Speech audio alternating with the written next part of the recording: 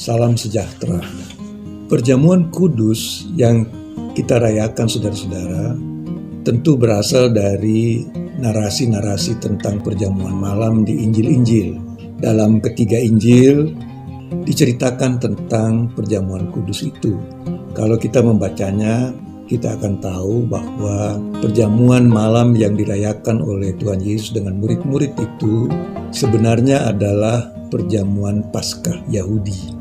Jadi orang-orang Yahudi merayakan Paskah, yaitu pembebasan atau keluaran dari Mesir. Jadi mereka berkumpul malam merayakan perjamuan, dan perjamuan itu disebut seder. Dalam seder ini ada roti tidak beragi, ada anggur, ada kue-kue dan seterusnya. Jadi Tuhan Yesus melakukan seder bersama murid-muridnya, dan seder ini tentu sebuah perayaan, sebuah festival, bukan makan-makan biasa aja. Anda tahu dalam Injil-Injil sinoptik, Tuhan Yesus mengambil roti, memecah-mecahkannya, membagi-bagikan pada murid-murid dan berkata, ini tubuhku.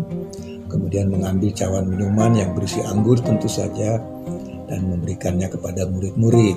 Roti dan anggur ini adalah bagian dari perjamuan seder. Memang bukan perjamuan atau makan sehari-hari, ini makan khusus, memperingati sesuatu. Tetapi bahan-bahannya, roti dan anggur, itu sebenarnya kan makanan sehari-hari bagi umat Yahudi di Palestina. Memang dalam Alkitab Perjanjian Baru, Tuhan memegang roti dan memberikan anggur. Tapi yang kita harus ingat itu makanan sehari-hari.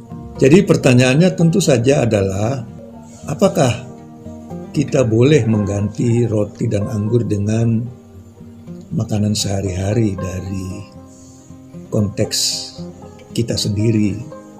Menurut saya bisa.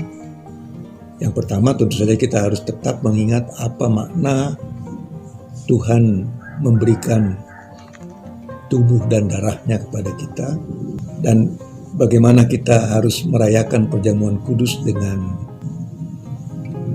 gembira juga, tapi menjaga kehikmatannya, dan mengingat bahwa ini juga sebuah festival, sebuah perayaan pembebasan. Kalau kita menggunakan misalnya roti dan anggur, boleh tetap, tetapi saya kira kita tidak usah memutlakkannya. Jadi tidak usah menjadi biblisistik gitu loh, yang mengatakan karena di Alkitab tertulis roti dan anggur, maka harus tetap roti dan anggur. Saya kira tidak begitulah.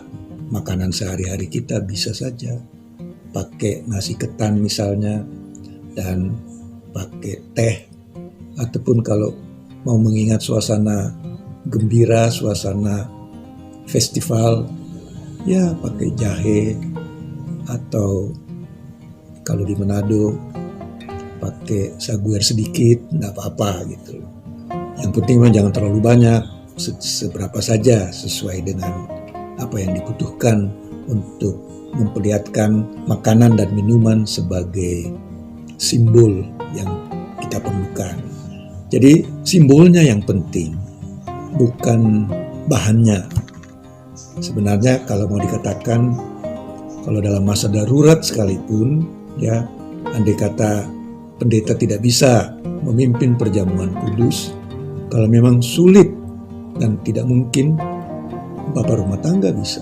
Dia berfungsi menjadi mewakili Tuhan dan membagikan makanan dan minuman kepada orang-orang di rumah.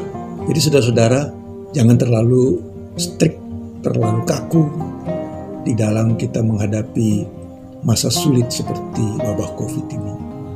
Kita harus cukup fleksibel. Fleksibel itu justru tanda bahwa kita beriman secara dinamis, bukan kaku-kaku saja. Dan tetaplah gembira, tetaplah sukacita. Jangan berbantah-bantah, jangan saling mempersalahkan satu dengan yang lain. Sama-samalah kita bersekutu menghadapi wabah COVID ini. Amin.